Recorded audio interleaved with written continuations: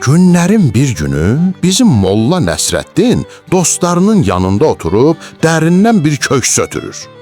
Üzünü tutur onlara, "Ah, hay dostlar, ürəyim yaman halva istəyir, amma heç cür yeyə bilmirəm" deyir.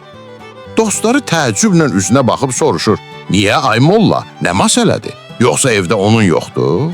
Molla boynunu büküb cavab verir, "Yox eşi, unum var, şəkərim də var, amma evdə 1 qram yağım yoxdur." Dostları yenə maraqla soruşur, "Yaxşı, bəs yağ olanda niyə bişirib yemirsən?"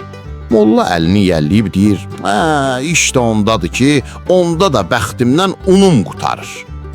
Dostları gülüşüb axırıncı dəfə soruşurlar, "Ay kişi, bəs hamısı un, şəkər, yağ bir yerdə olanda nə baş verir?" Molla dözməyib, lap bərkdən qışqırır, "Bax, əsl müsibət də orasıdır.